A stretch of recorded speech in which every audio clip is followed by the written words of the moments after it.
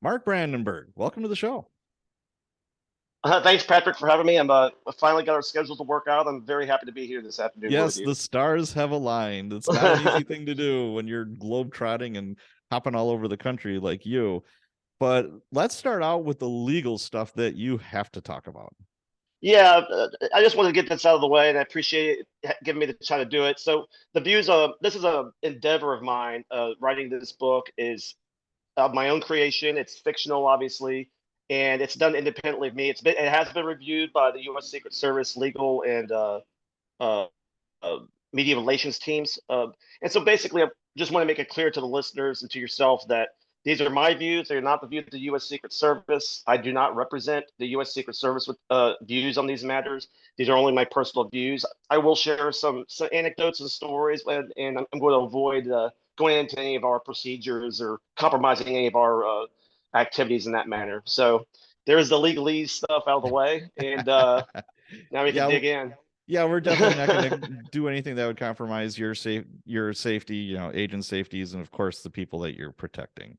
So one of the reasons why I'm excited to talk to you is the interview that I heard on Mike Rowe's podcast. It's called The Way I Heard It. He interviewed Hmm. Clint Hill. Yeah. I think he's the oldest Secret Service agent.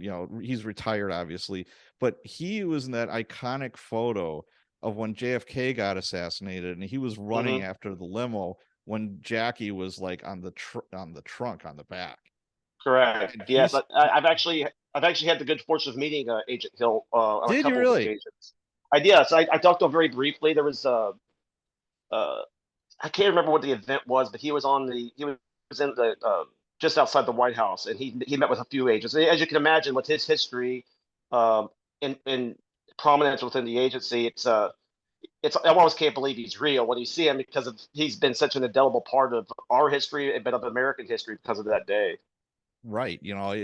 I found the whole interview fascinating. I remember I was in the parking lot of the gym. I was listening to it on the way to the gym, and it's like I didn't want to get out of my car, and I listened to it like through the whole workout, and I'm like, Uh-huh. this is fantastic. Like you said, it's just such a piece of history, and he's such an enjoyable, like nice guy, just Yeah, to yeah. talk to. And Micro does a great job interviewing him, and his wife was his ghostwriter. He wrote a book, and she was on the show as well. Yeah. Yeah, I haven't read that book. I've heard of the book, but I really need to I need to listen to that interview and I need to read that book. But yeah, because I've heard about, and also I know from my understand, I heard secondhand about some of the difficulty he had after that incident, as you can imagine, going through Oh God. something like that, how, recovering from it, maybe, what could I have done differently? I think a lot of police officers understand that Oh, feeling absolutely. after years of doing this work, where you're like, oh man, like I could have done this better. I could have reacted quicker. I could, it's unfair to, but you could see how that could happen really easily, and then going through such a traumatic event. I think we are the biggest critics of ourselves, because every Hmm. time I've ever been through something, and obviously I've never been through something like a president getting assassinated in front of me, but every time something hairy happened or whatever, and especially when I became a boss, it's like I'll what if myself to death. I'll lay in bed and just think Hmm. about it, and you're like, oh shit, what if I could have done this, and I could. Then Yeah. at the end of the day, you're like, okay, I had half of a second to think about it, Yeah. and you Yeah. You react had and to, you do your yeah. best. I think you're right. And I think you nailed it on the head. Everybody that I know that's on this job, and obviously I start off in local law enforcement before doing this. And yeah, we can be our own worst critics, but at the same time, we have to forgive ourselves that we're human and we're doing the best we can. But the way we're wired, that doesn't always come easy. Right. And again, that was Mike Rowe's podcast. The way I heard it, in case anybody else wants to hear it, was episode 239. It was Yeah. last year, and it's definitely worth a listen.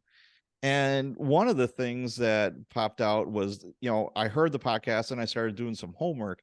He kind of got tangled up a little bit, and he mentions it in the podcast. He was like Jackie's personal like bodyguard, more or less, Uh huh.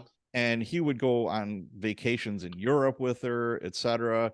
And there was a Hmm. little bit of, people talk. It's like Yeah. who knows how truthful it was or anything like that. But have you ever like, hung out with Michelle and you're Obama and it's like, okay, Well, it's time to go sailing. Let's go, Mark. not quite. It's funny because back then, so in the '60s and before, we're not a very big as you can see now, frankly, but we're way smaller back then. And also the way we operate nowadays and the way we operated then are very different. There's way more that goes into a visit than today's Secret Service, and a lot of that changed obviously after Reagan's attempt on his life in the early '80s. Um, so back then it was much smaller. It probably I could see how maybe it could be a little less formal.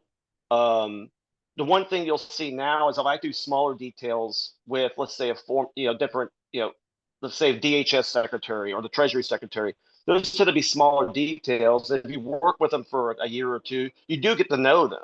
I mean, you Right. get to know them really well. It doesn't quite go to, I'm not vacationing with the Treasury Secretary or anything like that, but Okay. but the but you do develop a relationship and friendship, and you get to the point where you kind of know their habits, you know what they like, what they don't, and you can steer your protection. Or because let's face it, we're very intrusive in their lives for Right. obvious reasons, and so you try to make it as accommodating as possible and seek that balance of protection, uh, professionalism, but also letting them live their lives because we're around all the time when Yeah, they're holding these offices.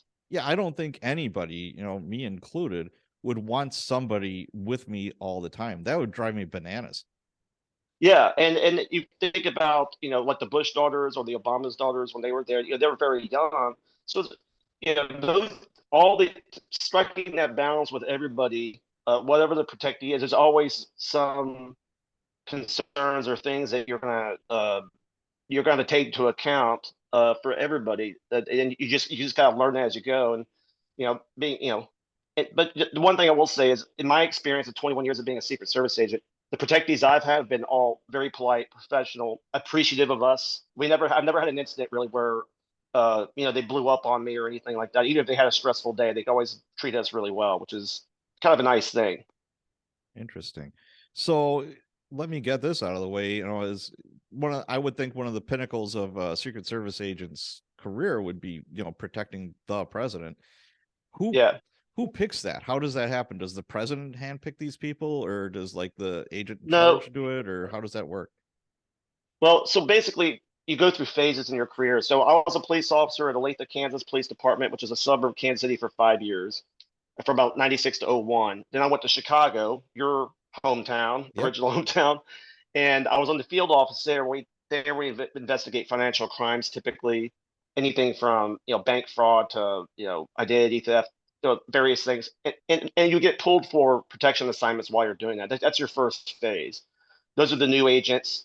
Having been a police officer for 5 years, I felt like I had um, a big advantage because Sure. doing street, even just 5 years, you're doing so many street interviews and everything as a patrol officer, uh, that yeah, you really felt. Now I go into these investigations, we have all the goods on them by the time we get them into the interview room, and it seemed pretty easy because the hard work had been done. But anyway, you do that, but then basically you go to phase two, but that's your protection time. And that can be the president's detail, the vice president's detail, or a former president. And so, depending on, I wanted to do the president's detail, eventually did with Obama from 2008 to about 2014. Great experience. But yeah, it's there's two things. There's not The president doesn't pick them. The director doesn't hand pick them. Obviously, they're going to take into account what you want, but the needs of what's as we call the needs of the service comes into play big time. Um, for instance, if administration has several kids, or we have a lot of protectees, we may need more people on the president's detail or the Mm. vice president's detail, depending on where it's needed. So sometimes you're not going to get what you want. I'll put it that way. Sure. Sure. So, and then after that, you'll go to phase three, and that's when we start looking doing supervisory things. You could go back out to the field offices, or try to become a supervisor on one of the details. Gotcha. So let's go back in time a little bit. Why were you interested in law enforcement? What kind of sparked that for you? So I grew up in Texas, Dallas Fort Worth area, a town called Mansfield, Texas. Went to college and played a small college football at Benedictine College up in Atchison, Kansas. And what's funny, talking about writing, I didn't know what I wanted to do really. My dad was a pilot, an airline pilot. Mm. I was like, well, maybe I'll look at journalism. And that lasted for about a semester. I realized how much I hated it. I liked writing. I loved writing. I didn't like writing real stuff. I wanted to make fiction if I was going to write. So then, like a lot of people who play football or other sports, I don't want to sit behind a desk. I didn't want to Right. go into the office setting. And so I started looking into law enforcement. And that's when I started applying to the police departments there. I decided I was going to stay in Kansas City, and Mm. Olathe, Kansas Police Department picked me up. And like I call it, I always call my 5 years there my graduate school, because let's say I had a little fun in college, and I We all probably did, yes. I need a little growing up to do. And I'm still very close friends with the officers down there. The chief of police down there was actually a patrol officer with me Oh, wow. Okay. now. So yeah, so I know you know how it is. Even those 5 years, there's a closeness and a brotherhood and sisterhood in that group. Even just 5 years, that 21 years later, we're still very tight. So um, yeah, those 5 years, I couldn't I couldn't have had the career I had without them, because I became an FTO, a field training officer. I did a SWAT for a little while before I left to go to the Secret Service, but yeah, you know, I learned real quickly. I didn't know much about the world until I became a police officer at 22 years old, and I realized you got a lot to learn, man. So, So you went to college, you graduated, then you went straight to the PD. mhm. And how old were you? About I early was about 20s, mid 22. 20s? Yeah, I would have been 22, almost 23. So I was just a few months shy of my 23rd birthday, and this would have been 1996. So Okay. it'd been yeah, 1996. Um, and once the academy and stuff was done, really 97 is when I got really going into it. And Sure. it makes me think of the first time talking about growing up. Like, I think my second week with my FTO is the first time I saw somebody with a bullet hole, and it ended up being a domestic. The guy Yeah. shot himself in the chest, and they pull him up. I remember the other cops were like super cool, asking him what happened because they know he could expire. They're like, Brandenburg, cover the door. I'm like, I pull my, I have my service weapon. I'm covering the door to the front of the house because this guy's been pulled out the front lawn. And I just remember I could see it like it was yesterday, how calm and cool and controlled they were. And I remember going back to my apartment, not feeling calm, cool, or controlled at all, going, what the hell have I gotten myself into?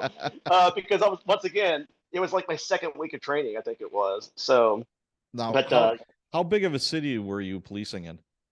so at that time, Olathe is a lot larger now. It's right next to Overland Park in Johnson County, Kansas. It was about 90,000 people, I think, then Okay. 85, That's a fair 95,000, amount. 90,000 people. So it's a Yeah, good sized town, sure. and it has Now, the combination. Go ahead. at the time all this is going on, were you married or single? I was single. The time I was a cop, I was single. I met my wife um, towards the end of my time with Olathe, and we got married literally a month after we got married in 2001. I got notified by the Secret Service that I was hired. So, Okay. Now um, let me backtrack a little bit. What'd your mom yeah. think? It's like you, hey mom and dad, I want to be a cop. What were they saying? They were.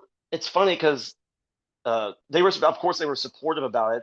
I don't know. They may have kept to themselves a little bit about how they actually felt. I never really asked. The one thing I do remember is this, though.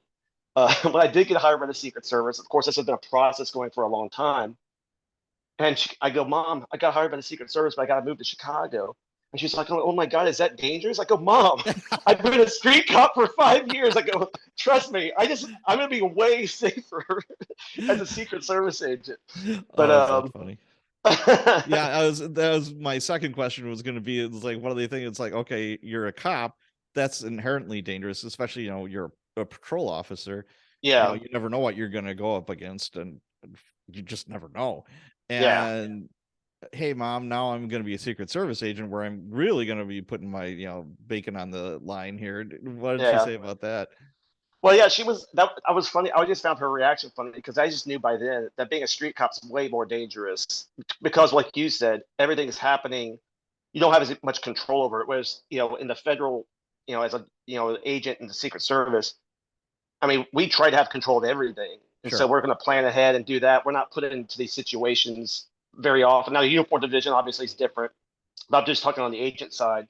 Um, where you're just, you know how it is, you're showing up to the Mexican, you don't know what the hell you're going to be walking into at the beginning of your shifts. And anyway, I just remembered that vividly for my mom because I thought it was funny because I always felt she underappreciated probably the dangers of police work. I don't think she And that's quite okay. You don't want understand, mom which to is worry too fine. much. Yeah. Exactly right. I was perfectly fine with that setup. So your wife was supportive of you going into the Secret Service then? She was. She was from a very small town in Kansas and had never lived more than 45 minutes from where she was born. So that was a bit. Wow. Okay. I woke up. This is back in the age of answering machines. I woke up after a midnight shift. It's a special agent in charge of Kansas City. I call him. He tells me he got the job. You got to go to Chicago. Of course, I'm excited. This has been a year and a half in the making. So I call my wife at her work. I go, I got the job. We're moving to Chicago. Dead silence. And I realized then that I probably should have thought it through a little bit more Yeah, before well, shocking her with that. But no, she's been very supportive. And now, you know, I'm not sure she could go back to that small town. I think she kind of likes the suburbs Mm. and Target and all the restaurants and stuff. So, Well, talking to, federal agents, obviously I've through social things, this podcast, and just, when I was on the job, you're always intermingling with feds. yeah, And one of the overwhelming themes, as far as, I'd always ask, I said, well, what's like a negative with your job? And they're like, moving around. yeah, That's yeah, tough on families, man. You have to have a it very is. understanding, partner in life to really, okay, we're moving. Yeah, again. Yeah. Yeah, I think there's no question that that's probably one of the biggest reasons, family reasons and the travel, which and the stress it puts on is that one of the biggest reasons probably people go to other agencies or Yeah. decide that this is not for me. And yes, I am very fortunate. I have a great Secret Service spouse in that regard because, uh, it's different. It's hard being married to a cop, but because of the shift work, the Yep. holidays, weekends, all that stuff, and the long hours that the police work, but they're not traveling typically. That's the biggest difference between the two Correct. jobs. And there's several other differences, but yeah, I think that's a pretty common thing with the federal agencies is that, moving around and things like that can put it can be hard to sustain that if the whole family's got to be on board, Sure. and So you're a street cop in Kansas, and one day you say, hey, you know what? I want to join the Secret Service. Where did that come from? yeah. I wanted to do the Fed thing when I got out of college. Eventually, I Mm, always thought I loved it. Like I said, the experience I had for 5 years as a cop, or I could not trade in for anything.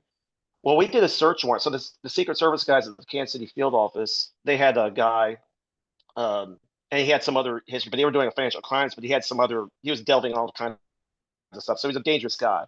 So we helped him with the search warrant, and these guys were all former Kansas City, Missouri cops, and just the coolest group of guys.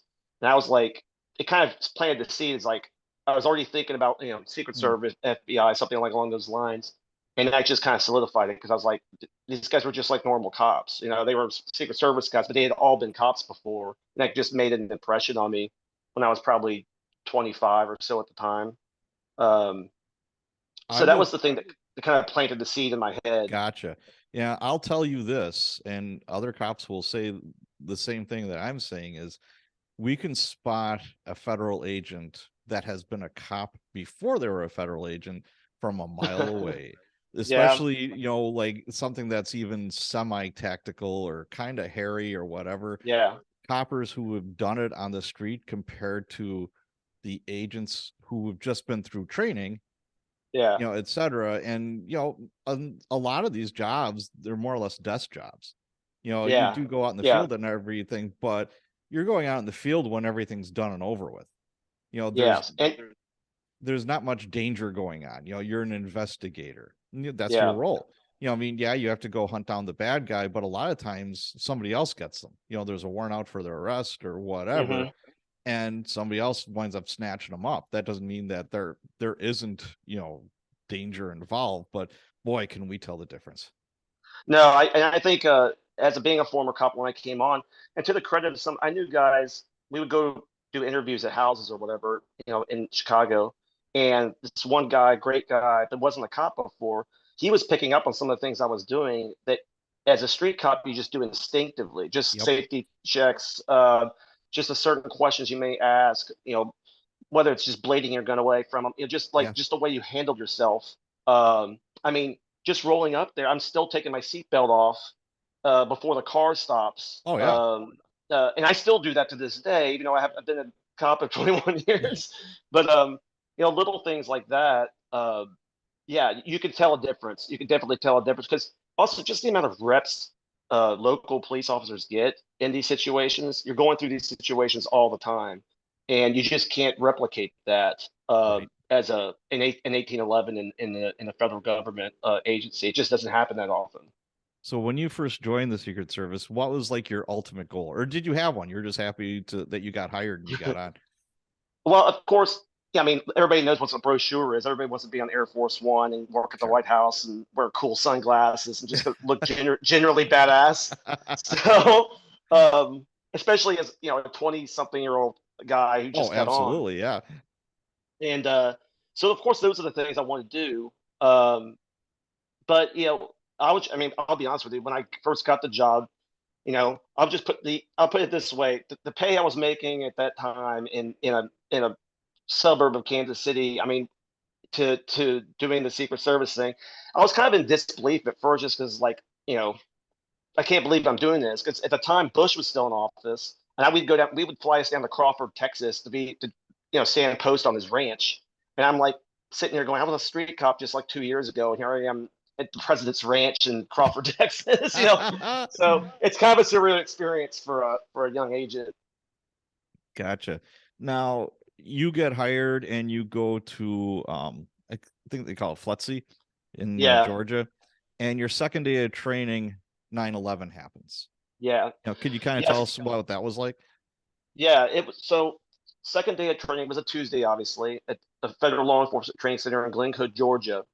And we're in a classroom, and everybody's still getting to know each other, because you had people from all over the place who have come in this class, and this was all agents. They're going to be future Secret Service agents.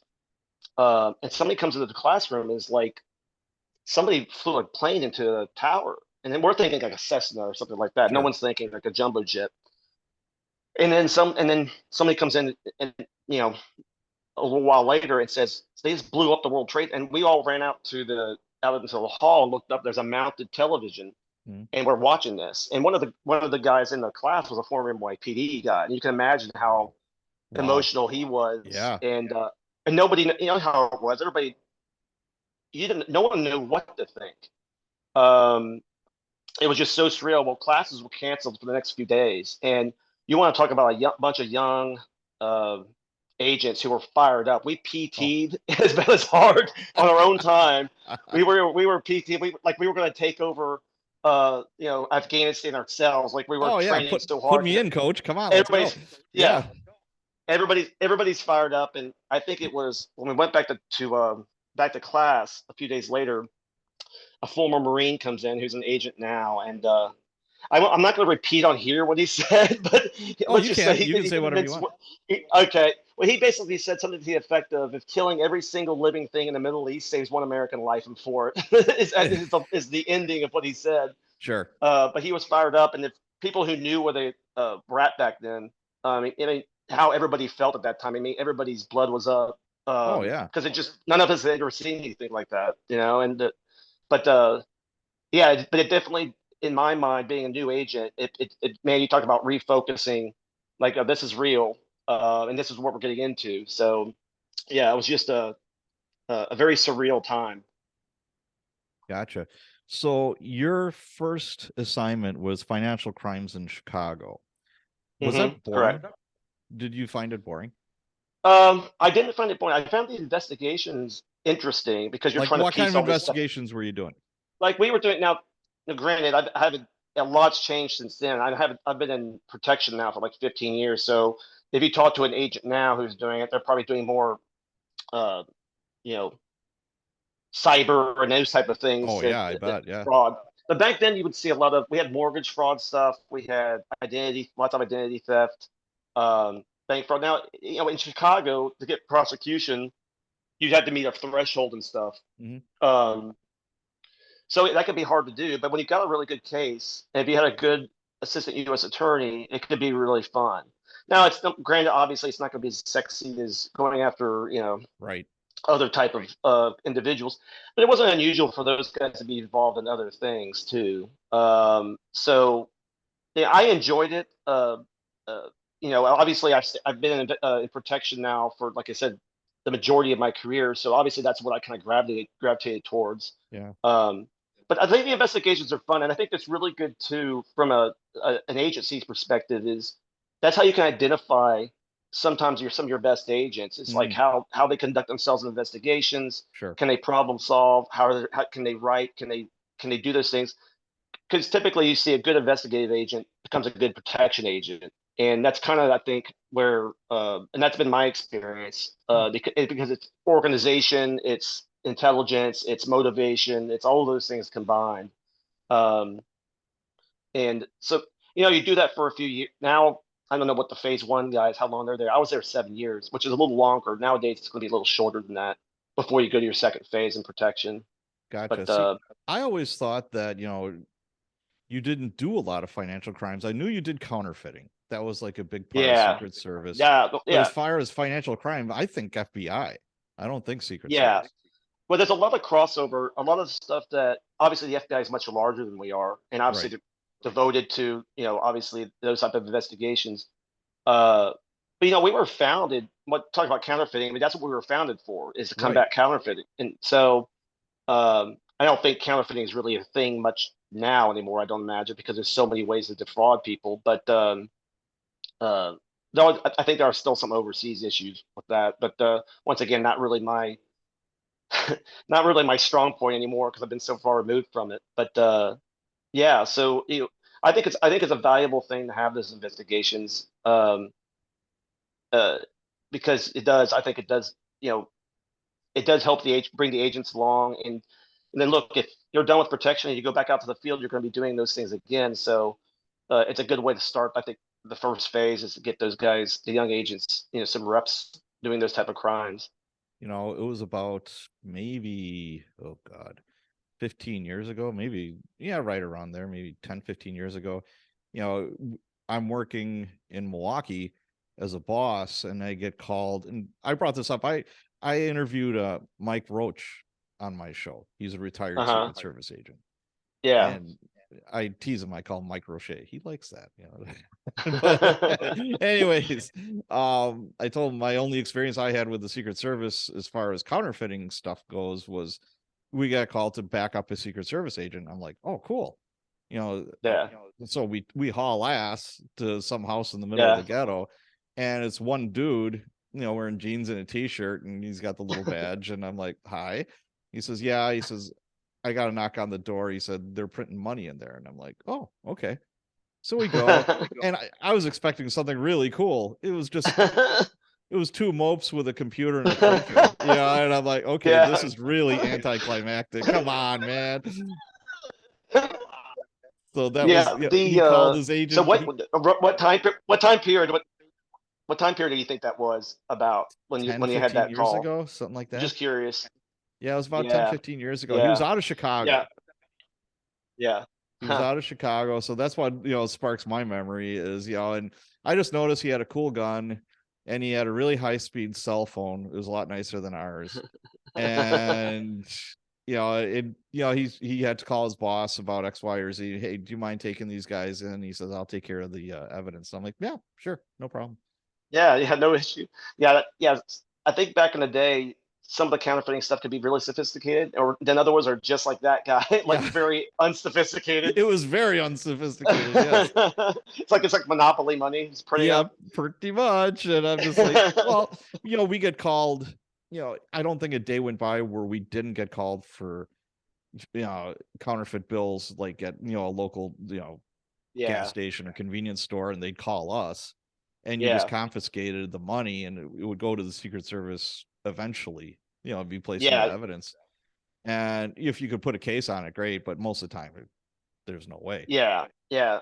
And I never did. It's funny because of all my time in the Secret Service, I never investigated counterfeiting. I did financial crimes. I was on the Wow. task force in Chicago, but everything I was doing was like the mortgage fraud stuff or other types of little more sophisticated type financial crimes, a little more involved. Um, yeah, I always stay away from counterfeiting. I'm not sure why that is, but I That's just never interesting. got involved in it. That's very Yeah. interesting. So eventually you wind up going to presidential protection. Tell us about that. Yeah. So, uh, when Obama, it's kind of funny because like this young senator, President Obama, shows up in Chicago as this big candidate, and I was still in Chicago, so I kind of followed him there in a Yeah. weird way. He got elected his first term. It was only months later that I got my T number. We go there, um, and yeah, so for 5.5 years, I was on the presidential protective division, and so that involves when you're on those divisions, obviously they're big divisions. So there's Sure. different part, just like a police department. There's different aspects within that. You'll have, you know, like I was in the transportation section, but you'd also have like first lady detail. You'd have all these different roles people would Mm. play. Um, and so I'd start off on shift. Shift is, the guys right around the president, but then you get pulled to go do a site advance or say, or a lead advance or something like that. Um, but I spent about little over 2 years of that time on the transportation section, and they basically just what it says is we drove the cars, we planned out the motorcade routes, and there's a lot of other things they do as well behind the scenes for logistic purposes to work a visit. Say the president or somebody was going to go to Iowa or something, um, they would fly us ahead. There's a lot that would go into that, obviously, to get the equipment there. So the transportation section does a lot of that. But of course, then you get to drive the cars, which is fun. I mean, anybody, cops love to drive, Yeah. and and the training you get before going into the transportation section is really good training. And in some ways, if you're out there and you're a confident driver and you enjoy, it can be a lot of fun. Just like police training at times can be a lot of fun. So Right. as far as it's intense, but at the same time it's rewarding. Um, so yeah, that was some of my favorite times probably in my career was the protection time in the transportation section. And that's also, we were working on a shift, just like a police shift. You get to know the people, the agents, and the people you work with really well, and you Hmm. still have lifelong friends because you're around each other so much Right. over 2 or 3 years. So still friends with a lot of them, and still run into them now and then. So that's kind of cool. So, obviously, you're protecting the president, you're the driver of the beast. And obviously, I would think the president starts to get to know you, right? Or do they try to stay separate? well, on the president's detail and the vice president detail, because there's such bigger details, they really get to know the supervisors the best. They may recognize you because they'll see you, over and over. Now, like lots of other cops, short haircut. Yeah, that's very true. Yep. Yeah, we all kind of look alike. We're all wearing suits, and Yep. so um, there's a certain anonymity when it comes to that. But they'll get to know, obviously, because they're working. Just like I was talking about earlier with the smaller detail, you'll get to know the protectee because it's smaller. Well, so the supervisors and stuff on a detail get to know because they're actually interacting with the protectee the most. Right. But yeah, I mean, you get it's rewarding. I mean, the first time you sit in behind the wheel of the presidential limo, it is once again, it's one of those experiences. You get used to it after a little while, but when you first do it, like anything else, when you're first doing it, it's like it's like the first time you work at the White House or whatever the case is. It's kind of a surreal moment. It's kind of like, wow, this is pretty cool. So all that work and time and energy you put into it, it makes you feel pretty good once you get behind the wheel. But Yeah, and I've been involved in numerous motorcades when the I president bet, came to Milwaukee. And obviously, the Secret Service coordinates with the locals. One of yeah, my best friends was in charge of the motorcycles. So yeah, obviously the motorcycles had a lot to do with the president yeah, coming to town. They're the ones that would leapfrog, from intersection to yeah, intersection. And it's impressive as hell. I never got sick of looking at it yeah, because it's really, I've stood post where I'm above a bridge or on a yeah, bridge or yeah, whatever, yeah. and they told us like you can't look at the limo, don't look at the limo, and I'm like, okay, of course I did, what are you talking I about? know. It's so funny. Yeah, because we always like, keep your eye on this threat area, keep on this rest area, but you can't. Yeah, it's almost impossible not to look at. Yeah, it is impressive to see the coordination that goes into it. And that's the thing that people uh, need to understand too. Is like we couldn't do the Secret Service couldn't do our protective mission without the local police because we rely on. And if you saw the manpower, you guys probably had to Oh, provide for a that bunch. Yeah. a bunch, right? And nobody knows the city better than the cops. So even though even the agents from that city aren't going to know it like the local police do, and we Right. understand, and that's why I think as far as a federal agency, we work really well with the local police and other law enforcement agencies because we have to. If we don't have that cooperation and that coordination, it's not. It's going to harm the ability to have the best robust best security plan possible. And so I think that's one of the things I think I'm proud of is especially coming from local law enforcement is the relationships that we have with the local police are really really strong.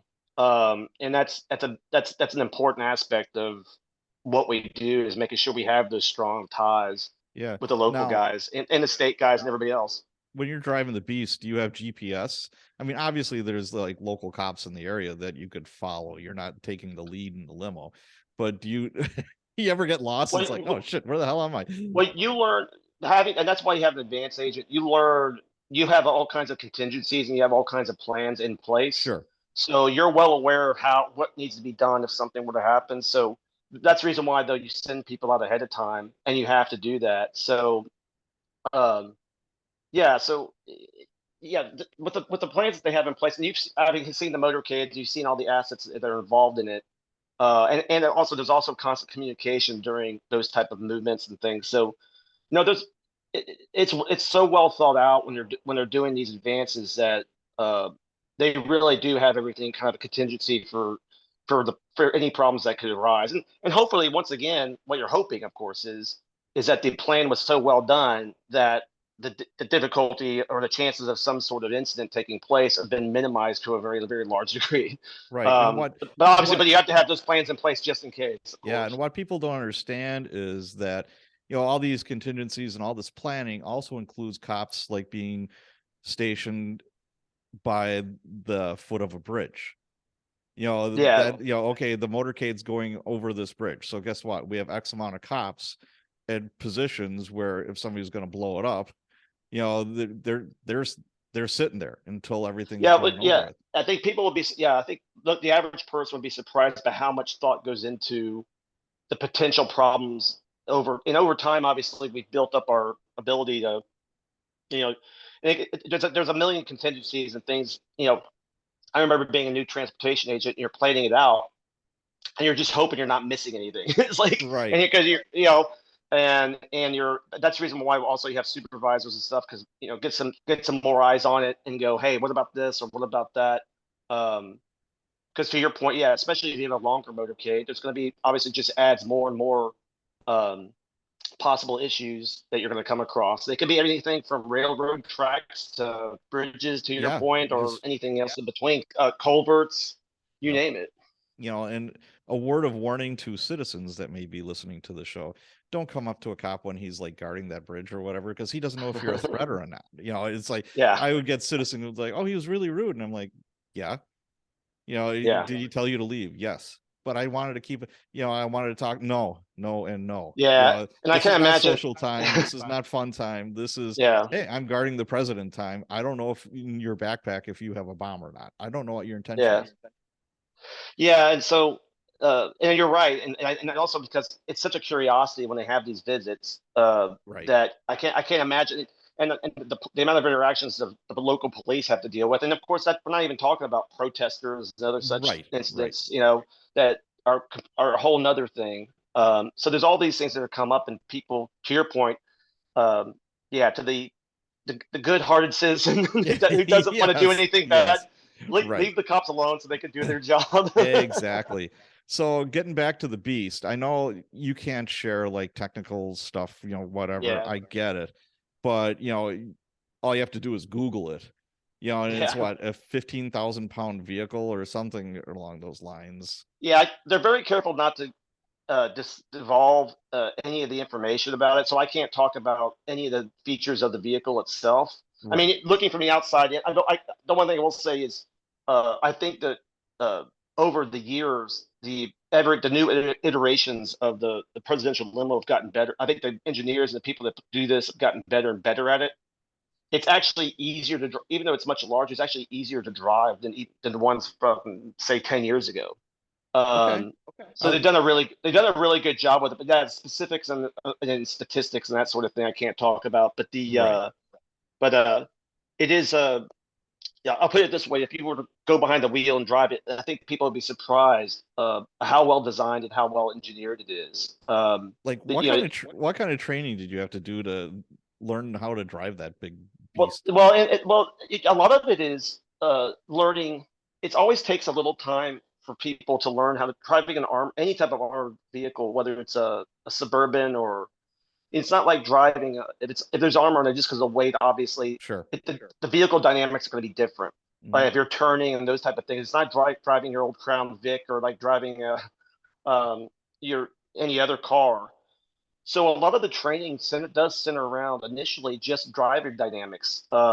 And we'll do a lot of that in cars that aren't armored and then move to the armored cars Mm. and see the difference. And so the training is extensive. Not everybody makes it through. It's over at our training facility in Maryland.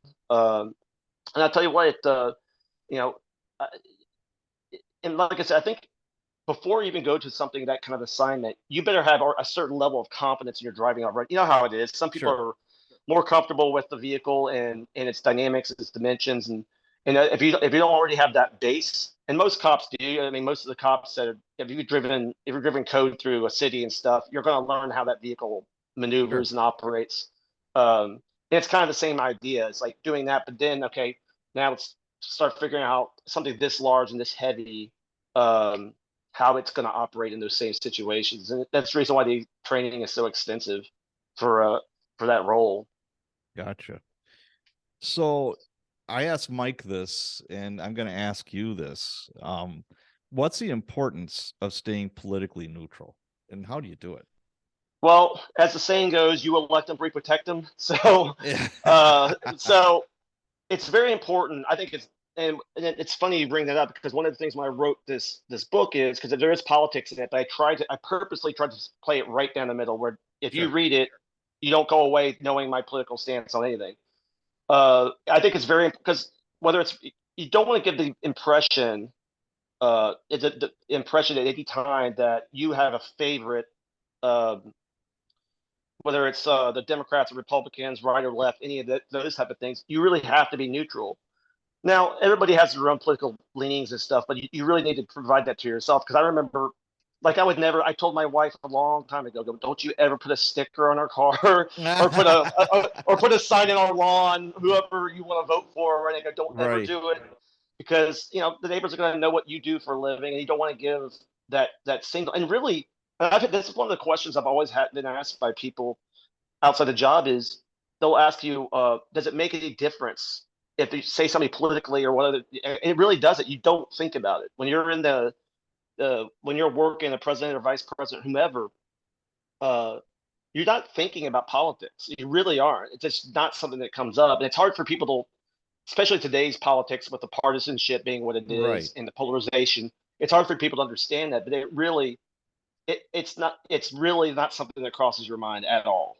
Interesting. Um, Because you're mostly thinking about what's because also it becomes a personal thing because you're around these folks so much. All you're trying to do is you're just focusing on doing your job, and the last thing on your mind is what the political message is or whatever. Because you'll hear things or you'll go on stuff. You're in the rally and you hear the speeches and stuff, but you really don't care.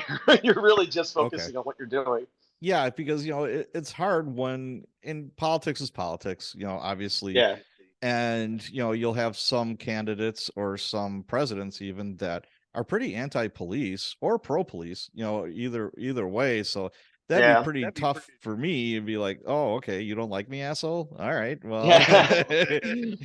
Well, I'll be people will be surprised what doesn't happen though when there's no cameras on them Sure. that or there's no I can think of several protectees on both sides of the aisle over the years who would give great gestures to the local cops and stuff during visits and stuff and there was no cam they weren't doing it for the cameras they weren't doing it to Right. to look like a good guy a good gal so yeah I think like to my point earlier, I really do believe that the people that we protect really appreciate it, and they appreciate the effort and all that goes into it. Because they know they're in the spotlight. So I mean, that's obvious. So they know when they see all those cops lining up on the, like we we're saying, on the motorcades or wherever. I think for the most part, uh, my experience is that there's a real appreciation for it. Well, like I was telling you, my friend that's was in charge of the motorcycles. First, he was a motorcycle cop. Then he Uh-huh. gets promoted. Then you have to go back to, a district station. Then he got Yeah. selected to go back to the bikes. And Uh-huh. he got to know a lot of the Secret Service guys, and they were close to the presidents. When they'd come to Yeah. town, and I asked him, I said, "Who's your favorite?" And he says, "George W. is so nice to us." There's pictures Yeah. of him with all the cops, and there were some presidents that didn't want any pictures around the cops. They didn't want to be Yeah. associated with the police. And he's just like, yeah, he said, George W. He had us like going through the limo. He's like, oh, guys, come on over here, take a look at this shit. It's like, oh, this is so Yeah. cool. It's like, but he's just like a normal guy. He's the president of the United States, but Yeah. he was so good to them. Yeah. Well, and that's the thing. You see that in the different protectees behind the scenes. That's what you got to remember is like they're human beings, and so even though they sometimes can seem larger than life, or you see them on TV all the time, but then when you interact with them, yeah, you'd be surprised at how normal they are. And I had similar experiences with President Obama, frankly, who I've seen with the police behind the scenes, talking to them or getting pictures with them after an event or something. So I really do think, uh, yeah, it's been my experience. I mean, it's going to sound like I'm being too rosy-colored glasses about it, but I really think that because they know that all that is there to protect them and their family and the people Right. there, and I think there's an appreciation for it that, uh, yeah, even if you didn't have much interaction with police before, I can't think you could. I can't. You have to be affected, I would imagine, when they see how much goes into making sure that they get home safely, and that their wife gets home safely, and their kids and everybody else. Right. So, um, Gotcha. All right. So let me ask you this. What's mhm. your favorite or maybe not so favorite part of being on a presidential protection detail or any protection detail? Oh, that's a good question. Well, the pace can get going. I mean, there's a lot of good things. I think the hardest part's probably the shift work, and then missing stuff, baseball games. Family Those are stuff. the I, Yeah. I think the family stuff. I think that's the stuff that, and that's where it can be hard on people. But I remember, like, this is dates me. In '04, John Kerry was running against Bush, and my son was like less than a year old, and it got to the Mm. point where, speaking of Wisconsin, we were in Chicago. I was on the road a lot, and then I come home and like my son's crawling. I come home now. He's standing. He's like, I go, Oh. and I go. So anyway, Wisconsin, your state, was a big battleground state that year, and I Mhm. said I had to go to Eau Claire and all these different places to stand post. I'm like, get in the car. I just took the wife and kids just so they would stay with me at the hotel, so I wouldn't stop. So I would go stand post, and we'd get in the car and drive to the next city for all of these Wow. different rallies. Hmm. And so that stands out in my mind. But yeah, it would definitely be the family stuff. It's the missing baseball games and that kind of thing, I think. But and that goes for local law enforcement too. I mean, Oh yeah. in Whenever you're state working law. shift work, or you have to get Yeah, called in or whatever, you're working every holiday, you're working at weekends, you're not a normal yeah, person anymore. and yeah, and also it's like as you and probably had I had, it was one thing when I was in my early 30s, and then you get in your 40s. It's like recovering from a midnight shift, recovering from these hours. It doesn't get any easier. No. So it does not get any easier. So So, what's your favorite part about being, let's just say, your favorite part about being a Secret Service agent? What do you think? well, I'm a big history buff, so being part of and I'm a big. I didn't serve in the military. My dad did. My son plans to, but it feels like a way to serve your country. It's a law enforcement job, Absolutely. and Yes. everybody's serving, but it feels obviously when you're dealing with our leaders and you're dealing with all the things that we have to deal with.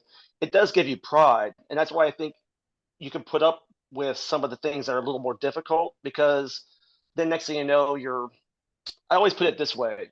What I found cool about the Secret Service is I'm on the inside looking out.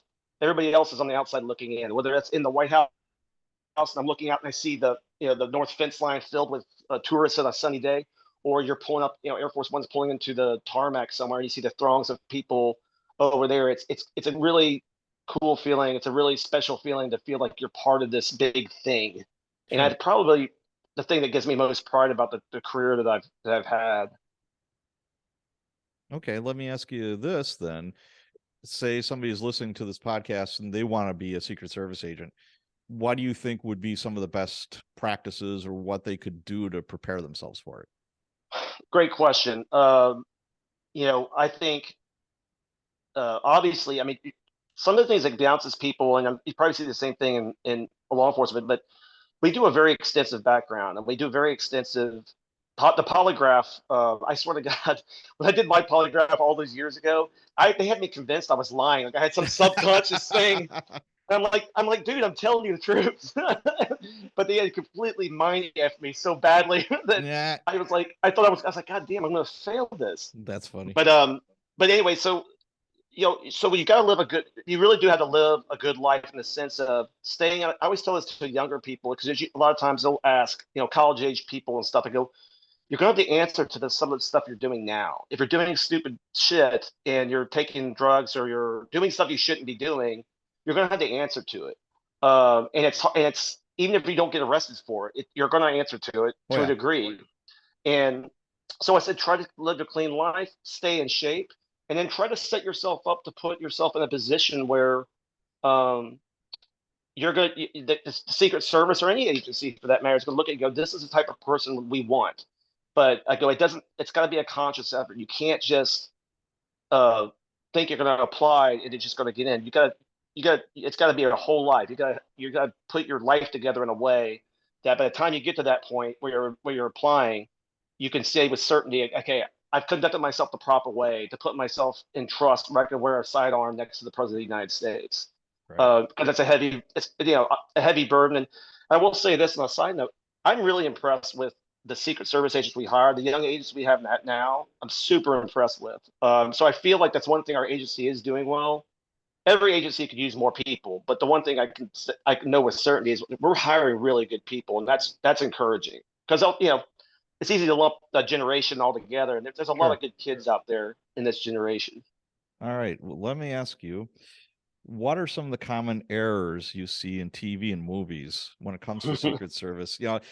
What jumps into my head are the movies, To Live and Die in LA, Yeah, that was written by a former Secret Service agent, I yeah. believe. So my understanding, I think that's Yeah. right. And of course, Clint Eastwood in The Line of In Fire. the Line of Fire, which Yeah. is that one. I was in high school when I saw In the Line of Fire, and of course it's Clint Eastwood, so you can't help. I mean, this thing isn't going to win Best Picture, but you got Rene Russo and Clint Eastwood. I'm all in, and Yep. John Malkovich Oh yeah. playing the bad guy. Yep. I think in some of those movies, like I think the biggest one is you'll see at a presidential site. Sometimes it looks like chaos. I love when they're rushing the guy out of there, and it's like this pure chaotic mad dash to the limo, and there's Right. waiters everywhere, and it's just pure chaos. In reality, the advances that we do and the amount of work we put into these things, it would be a lot cleaner. And it'd be in many ways, it's like to be this mad harass dash to the way we do work now and the way we did it, say in the 60s and 70s, it's just different. I mean, that's Mhm. why I think we've been so successful since the Reagan incident, is because we just do a better job of planning. We do a better job of preparing ahead of time. Um, but also, you know how it is. It's the movies. You gotta have a hectic, cool scene, and Sure. uh, and uh, and rush. They're picking the president up and rushing him like a mad, crazy people to the cars and that kind of thing. But um, they haven't made a Secret Service agent movie in a while. That's the one that sticks out in my head was always that one because I just remember seeing it in high school. Yeah, Um, To Live and Die in LA was like, I thought that was a great movie. I mean, probably not super realistic, but it was a good yeah, movie and they had really good actors in there. And then of yeah, course, Clint Eastwood. And in The Line of Fire, there was like three movies in one. You had yeah, the main plot of evil John Malkovich, trying to kill the president, but then yeah, Clint Eastwood coming to odds with his age Yeah, because he was with Kennedy. Remember, he was Kennedy. He was there when Kennedy was killed or something. Exactly. So he's not a spring chicken anymore, and he No. wants protection, and it's like, this is all a bunch of BS. Where running next to a limousine, what am I going to do against a machine gun or whatever? That is true. I forgot about that. Yeah, it's kind of like Top Gun or something. It's like, can't you get promoted? Why can't Maverick get promoted? Exactly. But then you had like a little love story between him and Rene Russo. It's like, Well, the best scene in that, the best scene too, is when they're starting to start making out in the hotel room, and you see them just dropping all their the weapons, stuff. all the badges and their equipment is all falling off. It's hysterical. Yes. Well, let me ask you this question. I just thought of it. Is, are there any rules against agents dating each other or having relations with each other? Well, since I was married when I came on, I don't really know. I mean, there are agents that are married together who've met in a job, just like you see in police work. Yeah. I don't know the rules. I'm sure there are rules against depending on the professional relationship between the agents. Obviously, same you would see in any other department or agency, though, as far as like supervisors and subordinates and that kind of thing. Yeah, but there are agents. We didn't have formal rules against it, because I don't know how you would investigate that. That would be a little tough, especially like, okay, you're in some type of romantic relationship, good luck investigating that one. Obviously if somebody's married, you have to declare it to HR, or if you're like in a domestic relationship or partnership where you're talking about insurance forms and all that, it's going to come out. But if you're just, I just remember the shift that I worked midnight to 8 when I was a newer cop. It was literally like a soap opera. All the little romances that were going on.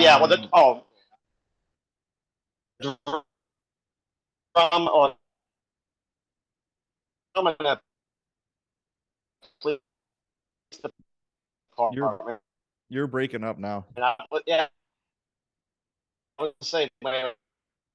Oh, you're frozen. Hello. You still there? You would have the 20s, and you did. Okay, you're breaking up really bad, Mark. Can you hear me? Hello. Can you hear me now? Can you hear me, Mark? I can hear you. Can you hear me now? There you are. Yeah, 100 times better. I don't know I have no idea what happened. Yeah, it happens.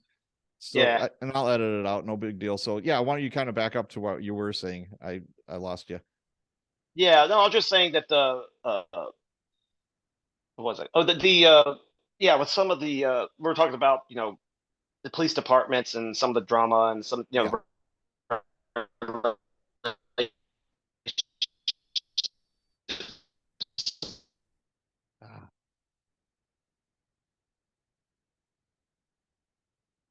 I lost you again.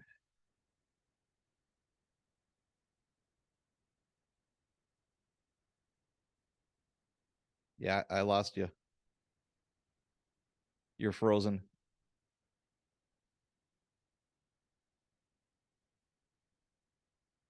Hello. You are frozen solid. Okay. Can you hear me now? All right. Is this working again? Yeah, I got you now. I don't know what's just. Yeah, you froze, then that was it. So, yeah, you were talking about, like some of the relationships, like in police departments, etc.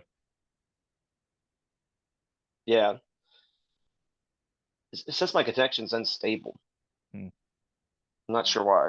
Okay. I haven't. All right.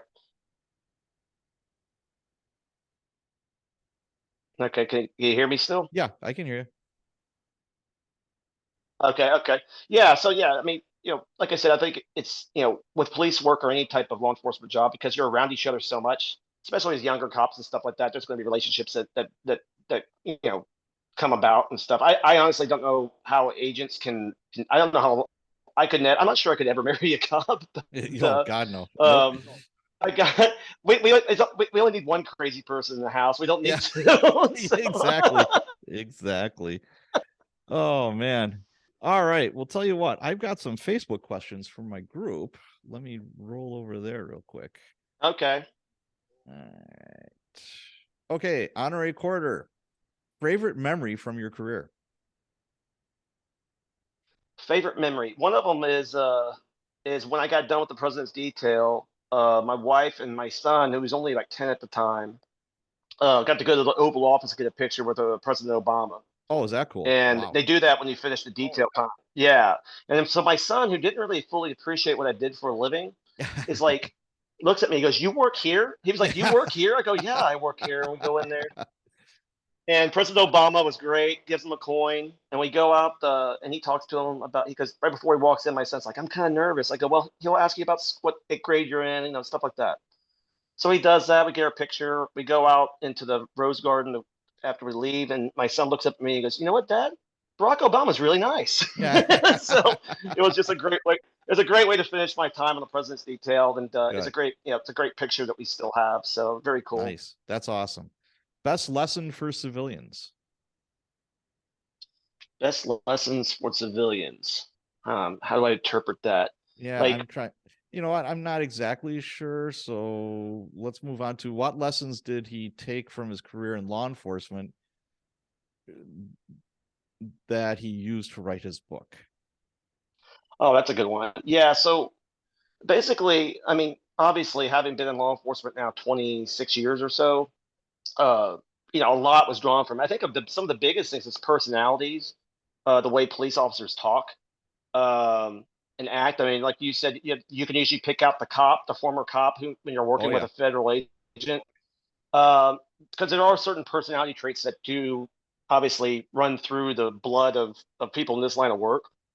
Um, I also think, yeah, just how in when I'm building characters in the book, yeah, just how their lives operate. You just, like I said, when you interact with law enforcement for so long, and you know this better than I, you just know those people. It's like they're like, it's just it's like I was on, like you could go to a bar somewhere, you know, outside your home, or you're on vacation, and you could sit there and somebody, and you could tell the guy next to you is he's a cop. Where I Oh don't know yeah. where he's from, but I had that happen before, where you're sitting there, you're just kind of bullshitting, and then, "Are you a cop?" I go, "Yeah."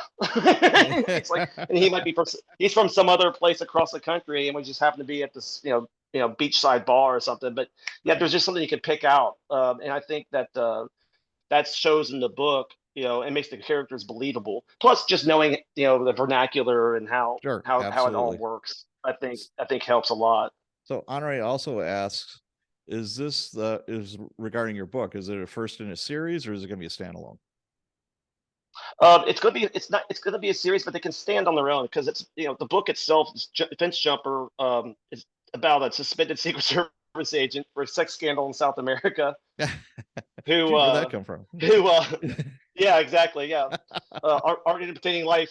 Anyway, so he's kind of a mess. I love flawed characters, and so the wife of a senator is kidnapped. She escapes. He finds her, and finds out that the senator who's running in the presidential primary planned it all, just so he could look like a political victim. And it Okay. kind of goes from there. It's like a Carl Hyacin esque sort of thing. Gotcha. But yeah, yeah, so yeah, I think, but I'm already starting another one where using the same character, but they can be read on their own. Okay. It's not like a terminal list type thing Gotcha. where it goes from one to the next type. All right. Flea Nelson Smith asks, as an accountant, I would find financial crimes intriguing. Number one, did your job include forensic accounting, money laundering, and tracing the origins of bad money right up to the original source? Not so much. I mean, that's more of an FBI. Okay. That sounds more like an FBI type thing. I mean, our stuff would start locally. It could get bigger. Obviously, it does go international, but Okay. uh, but once again, they may be doing that stuff now, and I'm just a protection jock at this point, that I'm just not aware Sure. of it. So, number two, in comparison, was dignitary protection mundane? Thank you. And your book looks interesting. Uh, no, it wasn't. I mean, it just depends on what you're doing. It's a little different than all the protectees are a little bit different depending on what you're doing, but like all law enforcement, you know as well as I do, it's about 5% action and 5% action, 95% inaction because it's you're planning and stuff like that. But the you know yeah, dignitary protection is it's not as sexy as the president and doing or the vice president, but it's a necessary thing, and it like I said, you can actually learn a lot from it because you're doing a small detail, so a lot falls on you. Right. I look at it as it could be very boring until it isn't. Exactly. Exactly right. So yeah, it's like that Okay. midnight shift and nothing goes on until the last 2 hours. Oh God. All right. Christopher Cratchman asks, "What is it like driving the Beast?" We touched on it, but did you have any other Beast type Yeah. stories to share? No, I mean it's a lot of fun. I mean, like I said, you'd be surprised at, how much fun, it's a lot of fun to drive something like that. So few people get to drive it, the presidential limo. So when you get the chance to, it's a lot of fun and it's interesting. Like I said, they do a great job on it, but it's people would be surprised that they've engineered it so well. But I actually personally think it drives pretty. Not It's not a hard thing to drive. It's not like Yeah. this is literally not a hard vehicle to drive because it's so well made. Interesting. All right. So let's talk about your book, Fence Jumper. Why write it? Something I wanted to do a long time. Uh, I had the idea for it. I'm a big fan of Carl Hyacin, like I mentioned. He writes like kind of quirky mysteries in Florida, um, and I had the idea of making a book like that, but set in Washington D.C. There's a lot of satire in it. Like I said, I try to play it down the middle, so you don't know where I'm going as far as you don't know where my political leanings are. But the feedback's been really good. People are laughing at it. As everything from it has the Russian agents. It has a tweeting president. It has That's so it's awesome. got a lot of it's got a lot of interesting. People have really enjoyed the kind of the humor and the satire about modern Washington D.C. And on top of that, there's plenty of action as the book gets going. So Cool. that was the idea behind it. And of course, Fence Jumper. I think the title is the one that probably alarmed my bosses because they're like, "Wait a sec, what's this about?" Is this because obviously that's a term that we used to have. We would say if somebody jumped the fence of the White House, and that's where I got the title from. So how much of this is real? Obviously, I mean, you can't discount all the time that you've been doing the job that you're doing. Correct. It's hard to remove yourself from that, but how much is this like anecdotal, like some things that has happened to you, etc.? Yeah, I mean, all of it's obviously it's all fiction, but you're going. I add drawing from experiences and things that have happened during my time on the job. Uh, you can't help but do that. I think some of the things that makes the interactions real, like it might be the interaction between a Secret Service agent and the protectee or something. Because once again, like I said, they're normal people. So sometimes you'll have so some of the conversations will kind of drawn or at least inspired by some of those interactions. And then you have just my knowledge of how the operations work or how the White House works. And I think that's why people have been kind of excited about it because having been working at the White House and having this kind of inside, one person read it. He said it was a cross between uh, Veep and House of Cards. Oh, very So cool. which I I thought was a like great that. description. I was like, damn, I wish I had thought of that. Yeah. But All right. Now, when you wrote this book, you had to have it vetted by your bosses. You alluded to earlier, right? yes, What's yes, that's that? correct. How So long did that take for that to happen? let me see. So it was published in February, uh, a little month ago, and but I got it to them. I think it was like the previous March, so like a long time. I mean, they went to legal because I wanted to make sure there was nothing in there. Right. I felt confident there was nothing in there that would be objectionable, but then also had to go to like media relations because obviously, once again, like I said, the Secret Service has a one voice policy. That's why I don't speak for them, Hmm. and I was careful to put that out first at the beginning of our conversation. Um, but but yeah, the process they were actually I would say I was really happy with how supportive they were overall because I didn't know what the reaction was. It was kind of uncharted water. How, So, but how much of the they've how actually much been of pretty cool. how much of the book had to get redacted, or did they take out? They didn't redact anything. Oh, They didn't really? have to That's take anything out. outstanding. Wow. Yeah. Yeah. Well, and that's one of the reasons why I said it the way I did. Because the main character James Ford is suspended, so he's acting on his own. He's not acting in the capacity of an agent. He's he's actually doing something, but he's kind of a flawed mess. Uh, so one of the reasons I did that was that, and also the president in the book is only a bit character. He's not a main character, so it Okay, doesn't. I tried to steer away from sure. those kind of hurdles and those problems, Very and cool. obviously they seemed fine with it because, uh, other than some guidelines on how to talk about it, like this conversation we're Sure. having, uh, you know, that kind of thing. Very cool. All right. So the book is Fence Jumper. It is out now, right? It's That live. is correct. Yeah, Amazon, Barnes and Noble, Kindle, it's all out there. It's doing pretty good, and the feedback's been great. So Good. So what's in your it's been a lot future? of fun. Your law enforcement future and your writer future. Law enforcement future. We're gonna. My son, like we, is at Virginia Tech, so we're gonna stay here in Go Hokies. DC until he's out of school. Yeah, go Hokies, and until he's out of school, and then my wife and I would like to get back to the middle of the country, finish up my career in a field office probably, Hmm. and then after that, I'm gonna keep writing. Um, and after that, maybe we'll see how the writing thing goes, but maybe look into some other line of work. By then, you know, I turned 50 this fall, and then I got a few more. I'll give it a few more years after that, and then it's time to pop smoke. Yeah. So, um, yeah, let's get to a point now where it's like, okay, enough of this traveling and shift work and all that. Right. Right. I gotcha. All right. So if people want to get in touch with you to learn more about you and your books, where do they go? I don't have a website just yet, but I mean, I don't mind it if anybody wants to email me with questions or anything like that. At my email, I'm fine with that. I'm in Brandenburg 34 at Yahoo. I'm working on getting a website done. But like I said, when I first went into this, I didn't know how successful it's going to be. But so far, it's been very encouraging, and we got some things in the works. So Are I you on think any people of will the enjoy the book. are you on any of the socials? I'm on, yeah, well, yeah, I'm on Facebook, um, LinkedIn, Facebook, and Instagram. I'm Okay. not sure what my names are on there, but All right. I'll try and hunt them uh, down and maybe I'll put them in the show notes. And I'll put a link to your book yeah, in if the you show want to do notes. that, I appreciate that. Yeah, that'd be great. Yep. Absolutely. All right. Well, very good. Well, it was a lot of fun talking to you, Mark, and much luck for you in your future. And I hope Fence Jumpers jumps through the the sales charts. Well, I appreciate that, and Patrick, I appreciate you having me on. I know it was a little bit of a struggle to make the schedules mix, but I'm glad it did. And I had a great time, and I really enjoyed the conversation. So I'll stay in touch. Very good. All right. Have a good one. All right, take care.